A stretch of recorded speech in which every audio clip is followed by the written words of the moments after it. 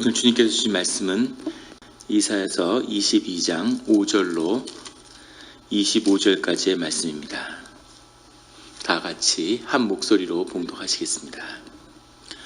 환상의 골짜기에 주 만군의 여호와께로부터 이르는 소란과 밝힘과 혼란의 날이여, 성벽의 무너뜨림과 산악에 사무쳐 부르짖는 소리로다.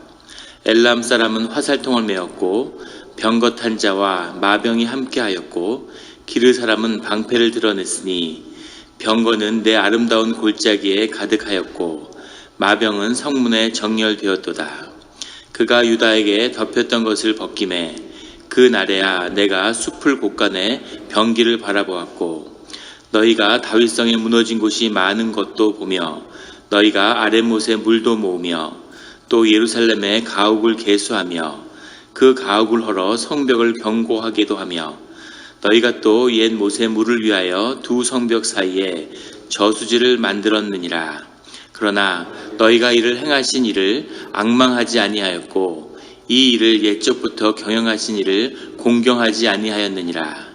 그날에 주 만군의 여호와께서 명령하사 통곡하며 애곡하며 머리털을 뜯으며 굵은 배를 띠라 하셨거늘, 너희가 기뻐하며 즐거워하여 소를 죽이고 양을 잡아 고기를 먹고 포도주를 마시면서 내일 죽으리니 먹고 마시자 하는도다.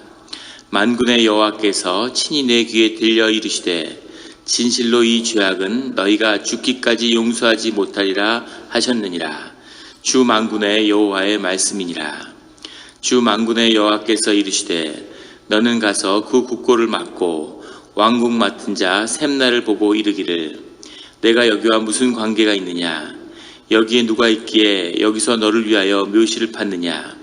높은 곳에 자기를 위하여 묘시를 팠고 반석에 자기를 위하여 처소를 쪼아내었도다. 나 여호와가 너를 단단히 결박하고 장사같이 세게 던지되 반드시 너를 모질게 감싸서 공같이 광막한 곳에 던질 것이라. 주인의 집에 숙취를 끼치는 너여, 내가 그곳에서 죽겠고 내 영광의 수레도 거기에 있으리라. 내가 너를 내 관직에서 쫓아내며 내 지위에서 낮추리니, 그날에 내가 힐기야의 아들 내 종 엘리야김을 불러 내 옷을 그에게 입히며 내 띠를 그에게 띄워 힘있게 하고 내 정권을 그의 손에 맡기리니, 그가 예루살렘 주민과 유다의 집의 아버지가 될 것이며, 내가 또 다윗의 집의 열쇠를 그의 어깨에 두리니, 그가 열면 닫을 자가 없겠고 닫으면 열 자가 없으리라. 못이 단단한 곳에 박힘같이 그를 견고하게 하리니, 그가 그의 아버지의 집에 영광의 보호자가 될 것이요, 그 아버지의 집의 모든 영광이 그 위에 걸리리니, 그 후손과 족속되는 각 작은 그릇 곧 종자로부터 모든 항아리까지리라. 만군의 여호와께서 이르시되, 그날에는 단단한 곳에 박혔던 못이 사그리니 그 못이 부러져 떨어지므로 그 위에 걸린 물건이 부서지리라 하셨다 하라. 나 여호와의 말이니라. 아멘. 다 같이 기도드리시겠습니다. 하나님 아버지, 감사합니다. 주의 음성을 듣고자 저희가 새벽 제단 앞에 모였습니다. 우리 마음의 기도와 우리 마음의 묵상이 주님께 연락되기를 바랍니다. 감사드리며 예수 그리스도의 이름으로 기도드렸습니다. 아멘. 오늘 이사야서 22장 5절의 말씀은 이렇게 시작하고 있습니다. 환상의 골짜기에 주 만군의 여호와께로부터 이르는 소란과 발핌과 혼란의 날이여. 환상의 골짜기라는 것은 우리 어제 나눈 말씀처럼 예루살렘의 별칭이라고 했죠. 그게 히자연이라는 말인데 어떤 환상을 보는, 근데 그렇게 좋은 의미는 아니고 약간 예루살렘을 조소하는, 선지자가 넘치고 기도하는 자가 넘치고 중보자가 넘쳐나지만 하나님을 잊어버린 그런 예루살렘을 조롱하는 그런 뜻이 이 안에 들어있다는 말씀을 나눴습니다. 어제에 이어서 계속해서 예루살렘을 향한 주님의 말씀이 선포되고 있는 거죠. 6절에 엘람 사람은 화살통을 메었고 병거탄 자와 마병이 함께하였고 기르 사람은 방패를 드러냈으니, 여기서 나오는 엘람은 우리가 뒤에 나오는 메데라고 하는 나라를 이루게 되고, 기르라고 하는 사람, 기르는 코카사스에서 카스피에 걸쳐 살고 있는 유목민족이죠. 이 사람들은 바사라는 왕국을 이루게 됩니다. 메데라는 왕국을 이루게 되고, 엘람이 바사라는 왕국을 이루게 되죠.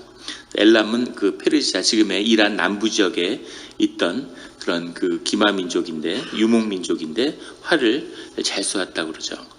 그래서 이 두 나라가 여기 지금 예루살렘을 쳐들어와 있는데, 이 예루살렘을 쳐들어온 것은 메데와 바사가 온 게 아니라 이 아수르가 아수르가 오는 것이죠. 아수르의 속국이 돼가지고 지금 예루살렘을 감싸고 있는 겁니다. 바벨론이죠. 죄송합니다. 바벨론이 와서 예루살렘을 감싸고 있는 거죠. 거기에 그 밑에 있는 나라로 속국으로 지금 와 있는 거죠. 이 바벨론을 이 메데와 바사가 무너뜨리게 되지만, 지금 와 있는 것은 메데와 바사로 온 것이 아니라 이 바벨론 왕국의 이 속국으로 사네립 왕의 신하들로 와서 예루살렘을 감싸고 있는 거죠. 그런데 이 두 나라가 와 있다고 하는 것의 의미는 지금 모든 예루살렘을 둘러싸고 있는, 모든 열방이 예루살렘을 둘러싸고 있는 그 형국을 보여주는 것이고, 또한 바벨론의 공격이 끝이 아니라는 것을 상징적으로 보여주는 거죠. 이 위기를 넘어가도 또 다른 위기가 온다는 겁니다. 밤이 지나도 낮이 오고 또 밤이 온다는 사실을 상징적으로 이 두 민족이 보여주고 있는 거죠. 8절에 그가 유다에게 덮였던 것을 벗김에 그날에야 내가 숲을 곳간의 병기를 바라보았고, 위기가 파도같이 오고 쓰나미처럼 몰려오는데, 그런데 유다와 예루살렘의 백성들은 이 위기를 보지 못하는 거죠. 무슨 일이 있겠어? 하나님의 도성인데, 여기 시온의 성전이 있는데 무슨 일이 있어? 이러고 아무렇지 않게 전혀 위기감이 없는 거죠. 그런데 이 덮였던 것, 마사크라는 건데 베일이죠. 얼굴에 쌓였던 것을 주님이 걷어버리니까, 그 눈을 뜨게 하니까 그제서야 이런 위기가 눈앞에 닥쳐 있구나, 이런 것을 보게 되는 거죠. 오늘의 대한민국을 보는 것 같습니다. 눈이 가린 것 같은 위기가 오고 풍전등화에 위기 가운데 나라가 서 있는데 아무도 그걸 못 느끼는 거죠. 그래서 무슨 비트코인에 열광하고 무슨 아파트 투기에 열광하고, 그래서 그 안에서 마치 아무 일도 없는 것처럼, 낙타가 위기가 오면 모래에 머리를 박고 그 위기를 보지 않고서 없다고 생각한다는 거죠. 계속 짐승한테 쫓기면 도망가다가 갑자기 모래에다 머리를 박는데요. 너무 괴로우면, 현실을 잊고 싶으면 그런 행동을 한다는 거죠. 그것처럼 이 예루살렘의 백성도 마치 아무것도 없는 것처럼, 그렇게 모래 속에 머리를 박는 것처럼 이렇게 마사크에 쌓여 있는데 그 베일을 주님이 거두셨다는 겁니다. 그걸 거두고 보니까 놀라운 이런 정말 어려움이, 그런 공격이 예루살렘을, 다윗의 성을 둘러싸고 있는 것을 보게 되는 거죠. 늘 이 고통과 어려움 속에서 삶의 진실을 마주하는, 그래서 주님을 발견하는 우리 성도님들이 되시기를 예수 그리스도의 이름으로 축원합니다. 9절에 너희가 다윗성에 무너진 곳이 많은 것도 보며, 이제 베일이 벗겨지니까 그게 보이는 거죠. 너희가 아랫못에 물도 모으며 또 예루살렘의 가옥을 개수하며 그 가옥을 헐어 성벽을 견고하게도 하며, 이제 뭐가 중요한 건지를 보게 되는 거죠. 가옥을 헐어서 성벽을 견고하게 하고 다가오는 전쟁을 준비하는 거죠. 너희가 또 옛 못에 물을 위하여 두 성벽 사이에 저수지를 만들었느냐. 이 두 성벽 사이의 저수지라는 것이 시온선 맞은편에 있는 흰놈의 골짜기죠. 수많은 유아 제사가 드려졌던, 하나님이 그렇게 싫어했던 그 우상 숭배의 장소이기도 하고, 그리고 예수님이 십자가에 못 박힘으로 그 모든 것을 끝을 낸 그런 곳이 바로 흰놈의 골짜기인데, 그곳에 못을 만들었다는 겁니다. 못을 만들었다는 건 이제 이 외적의 군대가 와서 예루살렘을 그 포위했을 때 농성을 한다 그러죠. 견디기 위해서, 견딜 때 식량이 없어도 견딜 수 있죠. 물이 없으면 못 견디는 거죠. 그래서 전쟁을 준비하기 위해서 그 안에 저수지를 만들고 물을 모으는 거죠. 흘러나오는 물을 예루살렘의 저수지를 만드는. 그래서 옛 못에 물을 만들고 성벽을 견고하게 하고 무너진 것을 보수하고 있다는 겁니다. 그러나 너희가 이를 행하신 일을 앙망하지 아니하였고 이 일을 옛적부터 경영하신 일을 공경하지 아니하였느니라. 여기서 앙망하다, 공경하다는 말은 다 바라보다는 뜻인데 주님을 의지한다는 뜻입니다. 성벽을 보수하고 못을 만들고 준비를 이렇게 쫙 해나가는데 그런데도 하나님을 찾지 않는다는 거죠. 그 모든 일을 이루시니까 하나님이고 그 섭리 가운데 주님이 역사하고 계시는데 주님의 자녀들이 주님을 의지하지 않고 그리고 자신의 힘을 의지하는 거죠. 불황이 오고 비즈니스가 풍전등화의 위기에 있고 주인이 가게를 비우라고 그러고 일을 어떻게 할까? 그런데 그것을 준비하는 과정이 무슨 은행에 가서 뭐 대출을 받고 내가 모아놓은 돈을 모아서 뭘 어떻게 하고 인테리어를 새롭게 하고 이런 식으로 내 힘으로 이 일을 타개해 보려고 이렇게 저렇게 한다는 뜻입니다. 근데 그 큰 역사 뒤에는 하나님이 계신데 정작 하나님한테 부르짖고 의지하지는 않는다는 거죠. 그만큼 완악하여졌고 그만큼 넘리스가 된 거죠. 하나님을 느끼지 못하는, 임재를 경험하지 못하는, 하나님이 없는 것 같은 그런 상태가 된 거죠. 내가 내 보좌에 앉아서 주인 노릇을 오래 하다 보니까 그 주인 노릇이 괜찮은 거죠. 익숙하고 늘 그 경험에 의존하게 되는 그런 하나님을 잃어버린 그런 백성들, 예루살렘의 모습입니다. 하나님이 그 모든 역사를 이 예루살렘을 이렇게 겨냥해서 그것의 회복을 위해서 하고 계시는 일인데 정작 성벽을 보수하고 연못을 만들면서도 하나님을 찾지 않는 그런 유다와 예루살렘의 모습을 말씀하시는 거죠. 삶의 어떤 위기에서도 늘 주님을 바라보고 의지하는 그런 성도님들이 되시기를 예수 그리스도의 이름으로 축원합니다. 12절에 그날의 주 만군의 여호와께서 명령하사 통곡하며 애곡하며 머리털을 뜯으며 굵은 배를 따띠라 하셨거늘. 그러니까 주님이 예루살렘을 지켜주지 않으실 거라는 말씀이죠. 근데 말씀 이렇게 하셨는데 실제로는 지켜주시죠. 히스기야 왕 때니까 다시 한번 기회를 주시는데 이런 어려움이 처했을 때 성벽을 보수하고 물을 만드는 것이 아니라 배를 두르고 통곡하고 울라는 거죠. 주님 앞에 나와서 주님을 다시 경험해야 된다는 겁니다. 그런데 13절에 너희가 기뻐하며 즐거워하여 소를 죽이고 양을 잡아 고기를 먹고 포도주를 마시면서 내일 죽으리니 먹고 마시자 하는도다. 믿어지지 않는 얘기지만 예루살렘에 축제가 열리고 사람들이 막 소를 잡아서 파티를 하고 이러는 거예요. 이 다큐멘터리 중에 2차 세계대전의 마지막 때를 그 벙커에서 히틀러가 자살할 때까지 그 참모들이 마지막을 보낸 그런 다큐멘터리를 본 적이 있어요.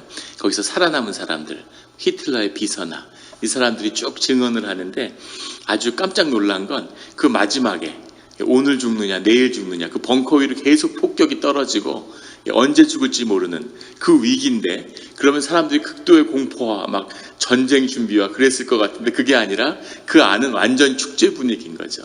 술 먹고 마약하고 술 먹고 춤추고 노래하고 막 노는 거예요.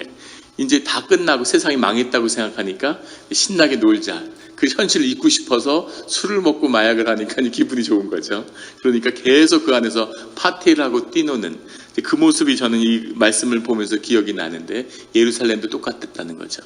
이제 망하는구나. 다 죽는구나. 그러니까 있던 술이나 있던 돈 다 쓰고 가야지.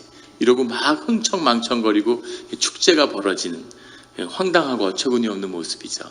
이 모습이 예루살렘의 모습이었다는 겁니다. 주님 가운데 은혜를 주시는데 주님의 때에 주님이 이렇게 우겨싸움을 하는 그때가 온다는 겁니다. 아주 어려운 시기가 오죠. 믿음 가운데, 신앙의 길 가운데 하나님이 쫙 조이시는 거예요. 그러면 그 안에서 진실한 게 나오는 거죠. 사람의 고난과 고통이 쫙 밀려오면 진짜 자기 중심에 뭐가 있는지가 밖으로 드러나게 됩니다. 그게 아주 중요한데 주님에서 그걸 한번 구하고 보실 때가 있다는 거죠. 쫙 조여오면은 그 안에 진실한 신앙이 있었다면 하나님 앞에 나와서 통곡하는 모습이 나와야 되는데 조이니까 그 안에서는 소를 잡고 기뻐 마시며 노는, 한편으로는 성벽을 개수하고 가옥을 헐어서 연못을 만들고 성벽을 쌓는 이 모습이 예루살렘 민족의 진실이었다는 거죠. 유다 민족의 그 모습을 주님이 보시는 거죠. 아마 주님이 머리털을 뜯고 굵은 배를 띠고 통곡하고 싶은 그런 마음이셨을 것 같습니다. 늘 그 중심 가운데 주님을 붙잡는 그 진실이 주님을 주장하는 그런 삶의 길, 신앙의 길로 가시기를 예수 그리스도의 이름으로 축원합니다. 14절에 만군의 여호와께서 친히 내 귀에 들려 이르시되 진실로 이 죄악은 너희가 죽기까지 용서하지 못하리라. 많은 죄를 용서하시는데 오늘 너희가 보인 모습, 너희 삶의 진실은 절대 용서받을 수가 없는 거다. 이렇게 주님이 말씀하고 계시는 거죠. 15절에 가면 이제 그 말씀의 대상이 바뀌고 있습니다. 주 만군의 여호와께서 이르시되 너는 가서 국고를 맡고 왕궁을 맡은 자 셈나를 보고 이르기를. 셈나라는 이름이 나오는데 국고를 맡고 왕궁을 맡은 자, 국내 대신 요즘 같으면 그런 거죠. 모든 국고의 살림을 다 하는 이런 굉장히 중요한 핵심이죠. 그 나라를 이끌어가는 지도자입니다. 히스기야 왕 밑에 핵심적인 그런 지도자인데 그런 셈나에게 주님의 말씀이 임하고 있는 거죠. 근데 국고를 맡고 왕궁 맡은 자라는 표현, 왕궁 맡은 자 셈나라는 말은 셈나가 실권자고 파워를 그 시대에 가진 자라는 거죠. 예루살렘을 다스리고 있는 자라는 뜻입니다. 그런데 이렇게 높은 사람이라면 그 앞에 누구의 아들 셈나, 20절에 보면 힐기야의 아들 내 종 엘리야김, 이것도 좀 특이하죠. 보통 힐기야의 아들 엘리야김 이렇게 나와야 되는데 힐기야의 아들 내 종 엘리야김, 이것도 굉장히 하나님 특별하게 내 종이라는 표현을 그 사이에 넣으셨어요.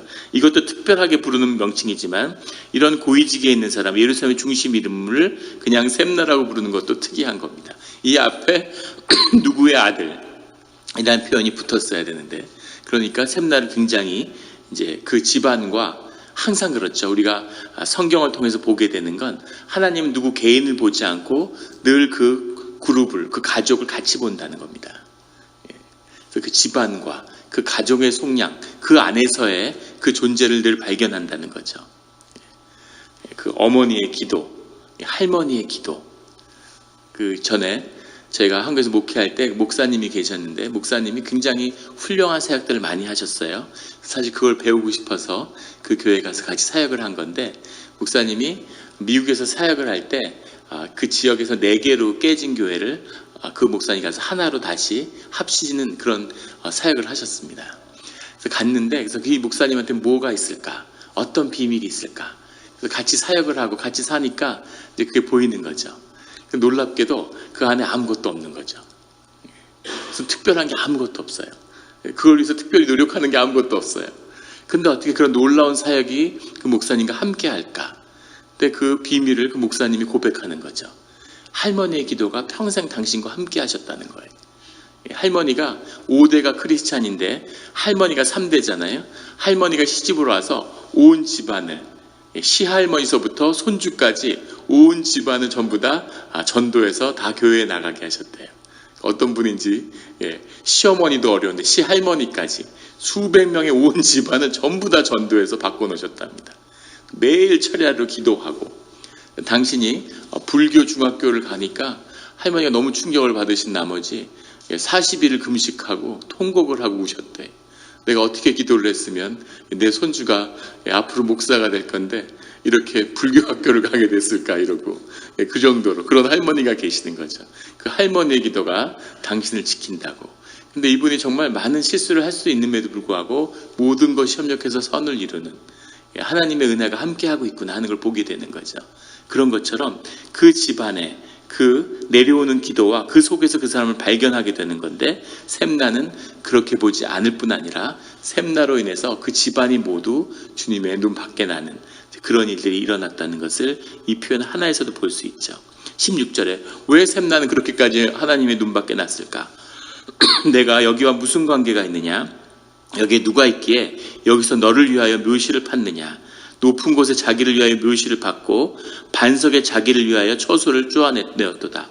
다윗의 이 성을 책임지고 있는 셈나인데, 다윗의 성에는, 예루살렘에는 다윗의 왕가들, 왕의 후손들을 위한 묘실이 있고 그 묘실이 언덕에 이렇게 있다고 그래요. 시온산 건너편에 그 산에다가 구멍을 내서 그 돌산에다가 구멍을 낸 곳에다가 왕들의, 다윗의 후손들의 그것을 매장했다는 거죠. 다윗의 후손들이 뭐 하나님 보시기 예뻐서가 아니라 말 그대로 다윗의 후손이기 때문에, 다윗과 한 약속 때문에 그 다윗의 왕조를 끝까지 지키셨죠. 유대 왕국이 망할 때까지 주님이 그 약속을 지키셨습니다. 이스라엘이 18번 왕조가 바뀌는 동안에 이 집안이, 유다는 하나로 쭉 내려가죠. 다윗에 대한 하나님이 얼마나 신실한 분인가를 보여주는 건데, 그 묘시를 팠는데 이 셈나가 얼마나 힘이 넘치고 실권자면은 거기다가 자기 묘시를 팠다는 겁니다. 왕도 아닌데 사실상 왕인 거죠. 자기가 거기에 묻히기 위해서 다윗의 묘실에다가 자기의 무덤을 팠는데 이것이 주님의 눈밖에 난 거죠. 이것은 단순히 다윗의 왕실을 모욕한 것이 아니라 주님의 약속을, 주님의 존재를 모욕한 것으로 주님은 받아들이는 겁니다. 여기서 우리가 볼 수 있는 것은 이 안에 영적인 의미가 있다는 거죠. 교회도 마찬가지입니다. 비바람이 폭풍과 쳐서 지붕이 날아갔다. 엄청난 일같이 보이지만 사실 별일 아닙니다. 지붕 다시 올리면 되죠. 예배 가운데 사람들이 다 좋은다. 이것은 굉장히 심각한 일입니다. 난방기가 돌아오고 따뜻하니까 사람이 뭐 졸릴 수도 있지. 그런데 사실은 예배를 잃어버리면 다 잃어버리는 거죠.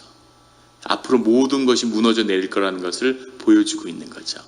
이것처럼 영으로 분별할 때와 세상 눈으로 바라볼 때의 죄는 완전히 다른 것이죠. 셈나는 자신도 뭐 이걸 알았으면 이렇게 안 했겠죠. 주님의 뜻을 분별할 수 있는 눈을 잃어버렸는데 그 속에서 작은 일 같이 보이지만 도저히 주님 안에서 용서할 수 없는, 주님을 거스리는, 성령을 거스르는 그런 죄를 범했다는 겁니다. 우리가 늘 신앙의 길에서 기억해야 할 것은 주님이 모든 죄를 용서하시지만 성령을 거스르는 죄는 용서치 않는다는 것을 기억해야 하는 거죠. 늘 주님의 뜻을 분별하는 그런 우리 성도님들이 되시기를 예수 그리스도의 이름으로 축원합니다. 그래서 17절에 나 여호와가 너를, 셈나를 단단히 결박하고 장사같이 세게 던지되, 18절에 반드시 너를 모질게 감싸서 공같이 광막한 곳에 던질 것이라. 유대인들은 이방 땅에서 죽는 것을 가장 비극적인 죽음으로 생각했는데 주님이 싸서 광야에 던진다는 거죠. 이렇게까지 생생한 표현을, 이렇게까지 저주를 받은 자가 성경에 있을까 싶을 정도로 주님으로부터 이렇게 딱 찝어서 지적을 당해서 이런 죄악의 길에, 어려운 때, 주님의 사람을 위해서 중보해야 될 때 그 자리에 세웠는데 그 일을 못하는 거죠. 그 주님의 큰 책임을 묻게 되는 그런 일을 경험하게 됩니다. 반면에 20절에 보면 그날에 내가 힐기야의 아들 내 종 엘리야김을 불러, 엘리야김에게 이런 말씀을 주세요. 내 옷을 그에게 입히며, 여기서 내 옷이라는 것은 셈나의 옷이죠. 내 띠를 그에게 띄워 힘있게 하고, 띠라는 것은 역도 선수를 보면 가죽으로 된 두꺼운 띠를 하잖아요. 띠를 낸다는 것은 힘을 준다는 의미죠. 힘을 쓰려면 띠를 매야 되는 옷이라는 것은 그 사람의 존재, 위치를 상징하는 거죠. 옷을 입히고 띠를 힘있게 하고 내 정권을 그의 손에 맡기리니 그가 예루살렘 주민과 유다 집의 아버지가 될 것이며. 엘리야김은 히스기야 왕 밑에서 서기관을 하던 사람입니다. 기록을 하던. 그러니까 요즘으로 하면 무슨 백악관의 비서관 같은 사람, 비서 같은 존재죠. 그런데 그 엘리야김에게 뭐라고 얘기하냐면 예루살렘 주민과 유다 집의 아버지다. 엘리야김이 아버지라고 얘기하는 거죠.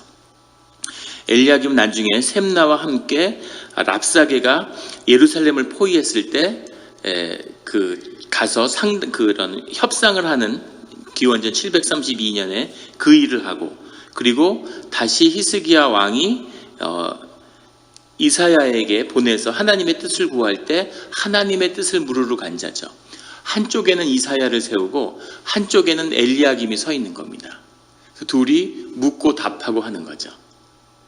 이게 하나님이 두 감람나무를 제단 앞에 세운 그 뜻을 한번 우리 예배 가운데 나눈 것을 기억하시는 분이 있을 겁니다. 이게 하나님이 역사하시는 방법이죠.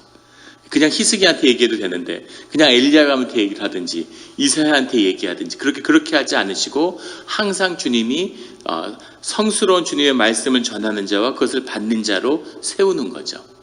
다윗이 하나님의 음성을 듣는데 다시 제사장을 세워서 같이 일을 하도록 세우십니다. 동역의 뜻이 들어있는 거고 또 주님의 뜻이 말씀 그대로 지켜져야 하는 부분이 있고 나가서 사역해야 하는 부분이 있는 거죠. 그래서 이 둘을 항상 분별하는 거죠. 가톨릭에 보면 항상 기도하고 주님의 말씀을 묵상하는 수도사들, 영적인 그런 우물을 파는 수도사가 있고, 또 실제 구역에 교역자가 돼서 사역을 하는 본당의 신부가 있는 거죠. 그래서 이것이 같이 주고받게 이렇게 같이 사역을 하게 돼 있어요. 우리 개신교는 지금 어려움은 그게 무너져 있는 거죠. 그래서 목회자가 샤먼 킹이 되지 않는 이상은 항상 이 어려움이 있는 겁니다. 사역을 하면 너무 세속화되고, 그렇다고 기도만 하고 말씀을 닫고 그런 일만도 감당할 수 없는, 원칙은 장로교회 당회라는 것은 목회자는 기도를 하고 말씀을 닫고 당회 교회 지도자들이 교회 사역을 감당하도록 짜여져 있는 거죠. 근데 그 보통은, 그런데 실제는 목회자가 교회 사역을 한다 그러면서 행정을 하고 재정을 보고, 그리고 아무도 말씀을 묵상하고 기도하지는 않는, 그래서 쇠퇴하게 되는 것, 이것이 우리가 보는 교회의 역사인 거죠. 주님이 엘리야김을 세우고 그 다음에 이사야를 세워서 이사야의 말씀을 듣는 자를 궁중에 세웠다는 거죠. 근데 여기서 놀라운 것은 이 엘리야김을 주님이 예루살렘 주민과 유다 집의 아버지라고 얘기하는 겁니다. 이것이 영적 질서를 보여주는 거죠. 그가 서기를 맡던, 수문장을 맡던, 무슨 말 타는 무슨 그런 말몰이를 하는 사람이 되던, 무슨 일을 하던 그건 중요한 것이 아니고, 그 사람이 하나님의 뜻을 받들고 하나님의 음성에 순종하고 귀 기울이는 자이기 때문에 그가 유다의 아버지인 거죠. 왕이 있고 수많은 대신이 있지만 유다의 아버지는 엘리야김인 겁니다. 늘 맡은 자리에서 그 자리를 책임지는 그런 아버지가 되시기를 예수 그리스도의 이름으로 축원합니다. 아버지로 가정이 세웠는데 아버지가 못 되는 거죠. 교회 지도자로, 교회 아버지로 세웠는데, 처치 파더로 세웠는데 그 역할을 감당하지 못하는 거죠. 우리가 기억해야 할 것은 하나님이 세웠는데 그것을 감당하지 못하면, 거기서 죄를 행하면, 그럼 하나님이 그것을 공처럼 싸서 던져버린다는 거죠. 축복의 자리인데 저주의 자리가 될 수도 있다는 겁니다. 그래서 늘 이런 두렵고 떨리는 마음으로 하나님의 사역을 감당해야 하는 거죠. 22절에 내가 또 다윗의 집의 열쇠를 그의 어깨에 두리니 그가 열면 닫을 자가 없겠고 닫으면 열 자가 없으리라. 다윗의 열쇠를 다윗의 왕조가 아니라 엘리야김의 어깨에 둔다고 얘기하세요. 상상할 수 없는 축복의 말씀이죠. 엄청난 책임감이죠. 그가 열면 닫을 자가 없겠고 닫으면 열 자가 없으리라. 예수님이 베드로에게 준 말씀이죠. 하늘의 질서가, 하늘의 축복의 비밀이 너한테 있다. 이제 예루살렘의 운명은 네 손에 달렸다. 너가 하기에 따라서 예루살렘이 살 수도 있고 죽을 수도 있다는 거죠. 엘리야김은 이 일을 잘 감당하고 예루살렘을 살려내죠. 하나님의 놀라운 뜻이 임해서 이 아수르의 이 침략으로부터 기적적으로 예루살렘이 살아나는데 큰 역할을 하게 됩니다. 그 축복이 얼마나 큰지 23절에 못이 단단한 곳에 박힌같이 그를 견고하게 하리니 그가 그의 아버지의 집에 영광의 보좌가 될 것이라. 그 아버지의 집에 영광의 보좌가 될 거라는 것은 이 엘리야김으로 인해서 그의 집안이 빛을 발하게 될 거라는 거죠.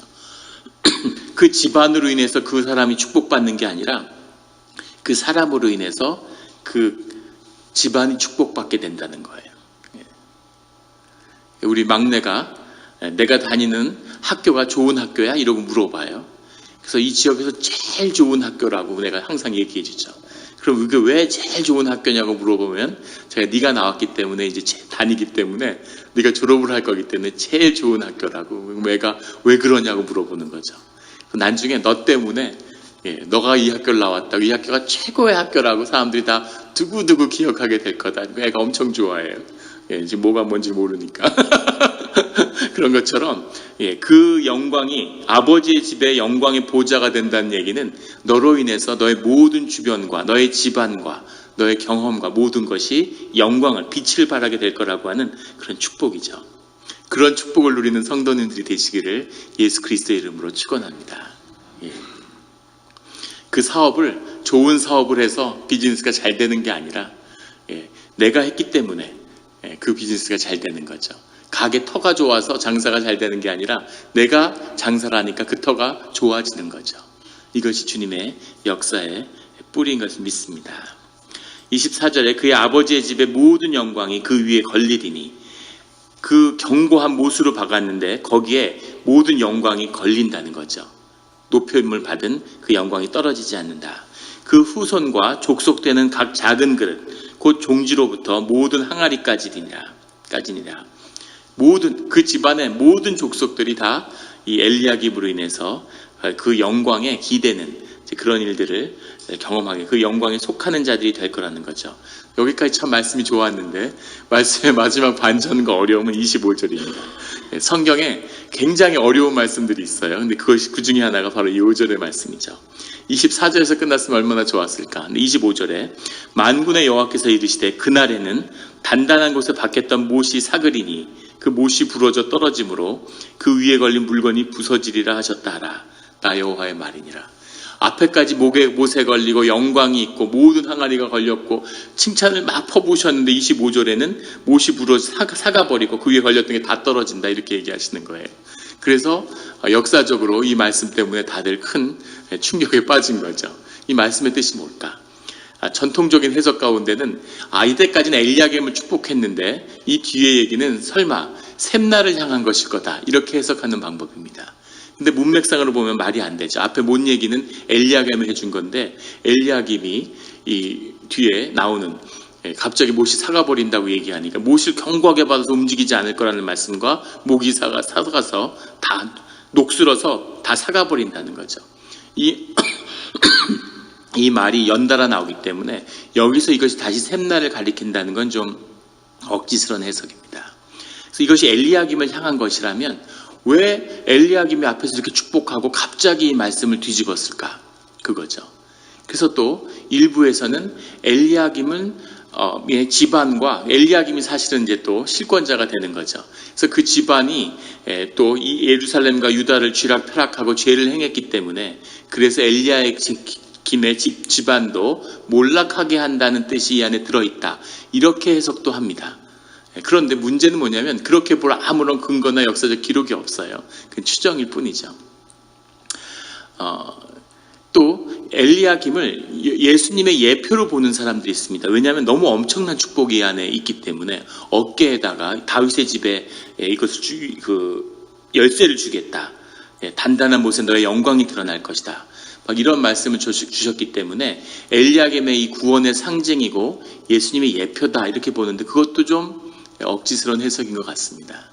그런데 그렇다면 그날의 단단한 못이 녹는다는 건 무슨 얘기냐면 엘리야김이 이렇게 기도하는데도 불구하고 엘리야김이 결국 예루살렘을 구원하는 자가 되지는 못한다는 거죠. 그때는 구원하지만 엘리야김이 이 역사의 흐름을 바꾸지는 못한다는 그 뜻이 들어있는 겁니다. 이사야 선지자가 유다 왕국의 멸망을 막지 못해요. 엘리야 선지자가 이스라엘의 멸망을 막지 못합니다. 그런데 다윗의 왕국과 솔로몬의 시대에는 뭐 그렇게 큰 신앙의 영웅이 없는데도 나라가 크게 융성하고 번영했죠. 저는 이제 축구를 좋아하는데 예전에 축구 보시면 기억나십니까? 한국 축구가 잘하니 못하니 하지만 계속 축구가 성장한 거죠. 70년대, 80년대 초등학교 다니고 그럴 때 그 기억나시지 모르겠는데 킹스컵, 태국에 뭐 이런 경기가 있었습니다. 태국의 킹스컵을 하면 중계를 해주는데 TV에서 막 그 열기와, 근데 거기서 막 말레이시아하고 막 혈투를 벌이는 거죠. 막 우중 혈투, 막 축구 선수들이 막 2단 옆차기하고 막 결사적으로 싸우고 막 박치기에서 피 흘리고 막 처절하게 해서 말레이시아하고 막 연장 승부에 가서 승부차기에서 이기면 막 흥분해서 막 길에 뛰어나가고 이랬던 기억이 나요. 태국하고 막 처절한 승부를 하고. 그런데 지금은 태국의 킹스컵이 여전히 있는데 한국에서 국가대표가 아니라 대학팀을 보냅니다. 대학팀이 가서 우승을 해요, 킹스컵에서. 그런데 더 놀라운 건 어느 신문도 보도를 안 한다는 거죠. 난 킹스컵이 없어진 줄 알았어요. 그래서 계속 하는데 킹스컵에서 우승을 하거나 말거나 나가거나 말거나 축구계에서 아무도 관심이 없는 거죠. 이거는 한 한국의 3부 리그 정도 되는 걸로 취급하는 거죠. 한국 축구가 그만큼 성장한 거죠. 잘하니 못하니 해도. 지금 무슨 얘기를 하려는지 보이시나요? 임진왜란 때 영웅들이 막 속출하는 겁니다. 조헌과 700열사, 파리도 죽여서는 안 되는 스님들이 승병이 돼서 나라를 위해 사명대사가 막 싸우고, 권율장 행주치마, 부녀자들이 행주치마를만 행주산성에 싸 굉장히 멋있어 보이지만 나라가 비참한 거죠. 하나님의 은혜가 자라나는 자리가 있다는 겁니다. 교회가 어려움에 처하면 신앙의 영웅들이 속출하죠. 그런데 교회가 이게 뿌리가 깊어지고 큰 나무가 되어야 되는 거죠. 바람에 흔들리지 아니하는. 은혜가 부어지고 믿음이 깊어지고 영웅같이 보이지 않고 덤덤해 보이는데 뿌리가 깊은 신앙인이 되는 거죠. 그 열매가 크게 맺히는 거죠. 당연하게 30배, 60배, 100배의 열매를 그냥 누리는 겁니다. 그런 신앙의 자리가 되어야 되는데 이미 뿌리채 흔들리고 있는 거예요. 엘리야kim, 이사야, 마치 임진왜란 때 무슨 권율 장군, 무슨 조헌 이런 사람들처럼 이 사람들이 맹활약을 하는데 이미 모든 사람들이 하나님을 잃어버리고 죄가 깊어지고 회개하지 않고 나라가 쑥대밭이 되고 성전을 무너뜨릴까 말까 주님이 고민하는 그 순간에 와 있는 거죠. 이것이 25절의 말씀입니다. 못이 삭아서 모든 게 끊어지는 날이 온다는 거죠. 이 말씀은 주님이 하시는 역할이 있지만 거기에 대한 우리의 반응이 항상 맞물려 있다는 겁니다. 신앙은 성장이고 자라나는 거죠. 그래서 주님과의 관계와 만남은 계속 변하게 되어 있습니다.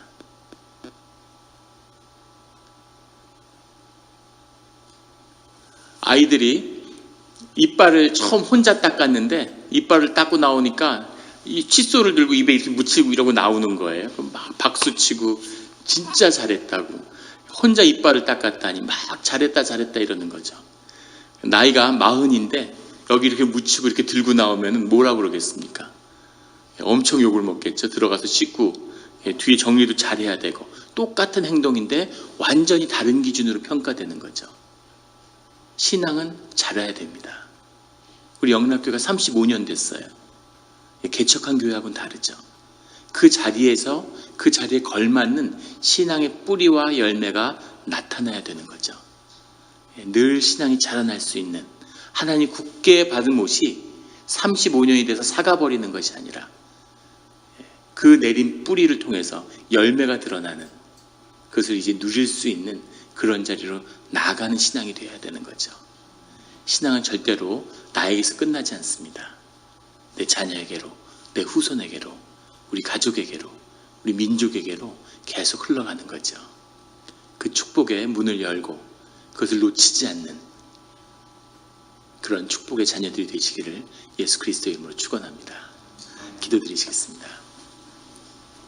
하나님 아버지 감사합니다. 오늘 큰 도전이 되시는 큰 말씀을 주신 것에 감사드립니다. 주님이 우리를 축복하기를 원하시고 또 우리 삶 가운데 많은 상급과 선물을 주시기를 원하는데 우리가 주님을 잃어버린 껍데기가 되어버린 그런 회칠한 무덤과 같은 그런 우리 신앙의 자리, 우리 교회가 되었음을 주님 앞에 고백합니다. 주님 용서하여 주시고 우리가 주님의 때 베옷을 입고 주님 앞에서 통곡할 수 있는 그런 심령을 허락하여 주시옵소서. 늘 주님을 바라보며 늘 주님께 의지하며 삶에 어떤 고난이 와도 늘 우리가 바라봐야 하는 것은 주님임을 기억하게 하여 주시옵소서. 주님께 의지하고 주님으로 인해서 우리의 삶의 도전을 해결할 때 하나님 앞에 더 한 발 다가가는 신앙이 무엇인지를, 믿음이 무엇인지를 알게 되는 그런 우리 가족들과 공동체가 되게 하여 주시옵소서. 감사드리며 예수 그리스도의 이름으로 기도드렸습니다. 아멘.